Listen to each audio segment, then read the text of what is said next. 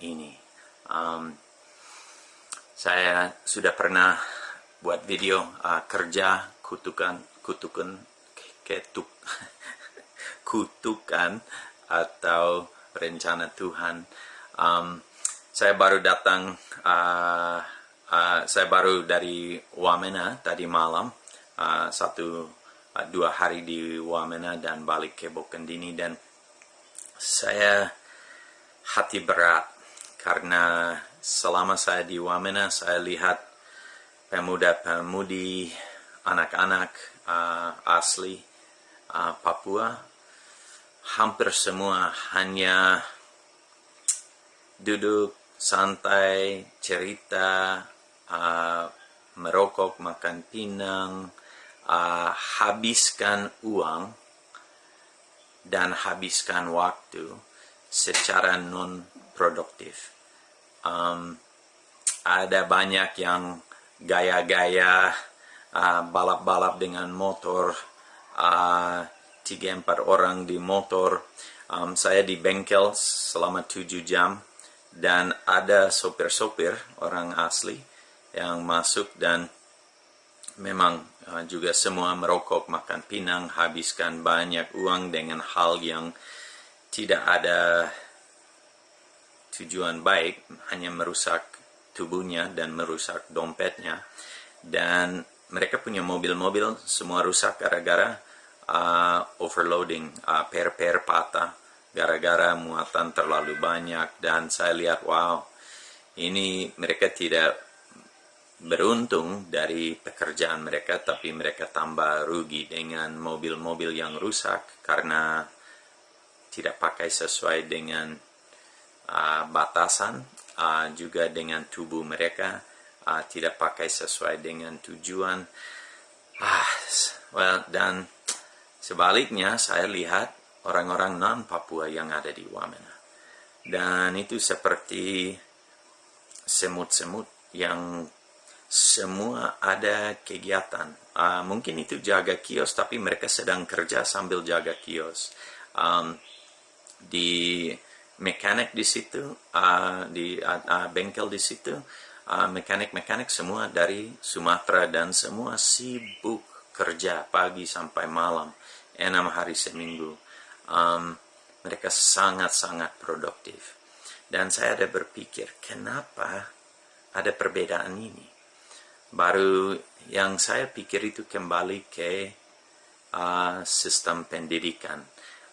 Di bengkel saya tanya mekanik-mekanik yang kerja mobil saya, mereka hanya selesai SD dan langsung mulai kerja dengan orang tua, ternak babi, ternak petani, dan lain-lain. Tapi sejak kecil mereka tahu, mereka punya tujuan hidup, itu kerja, itu buat sesuatu, menjadi produktif, kerja untuk dapat sesuatu yang bisa dipakai untuk mereka punya keluarga, untuk bangsa, untuk negara. Dan pola kepercayaan itu sudah ada di dalam mereka, walaupun mereka tidak masuk SMP, SMA. Tetapi SD mereka jalan baik. Tujuan pendidikan itu untuk siapkan orang untuk menjadi produktif, untuk menghasilkan sesuatu. Kita diajar on time, kita diajar untuk bertanggung jawab, untuk berintegritas, untuk jujur, untuk rajin, untuk disiplin diri, untuk mengkontrol emosi. Hal-hal ini semua diajar dalam segala macam pendidikan di dunia, walaupun itu sekolah formal atau sekolah non-formal.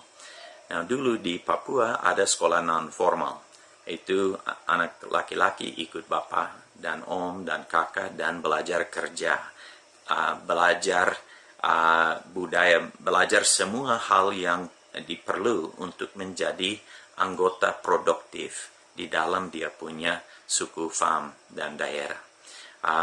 Anak-anak perempuan ikut mama-mama dan tante dan kakak perempuan dan belajar untuk menjadi seorang produktif. Tetapi sejak Otsus, sistem pendidikan di Papua sudah hancur dan tidak jalan. Baru anak-anak tidak ikut, mereka punya orang tua, keluarga lagi, tapi di sekolah juga, sekolah tidak ada kegiatan. Jadi anak-anak belajar apa? Mereka belajar malas, mereka belajar tidak usah bertanggung jawab, mereka belajar hanya main-main.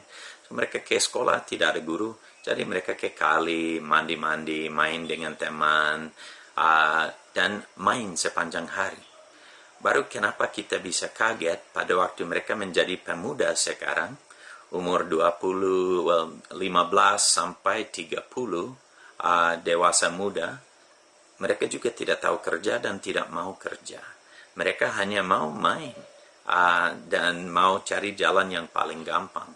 Karena sistem pendidikan non-formal tidak ada lagi di daerah-daerah kami.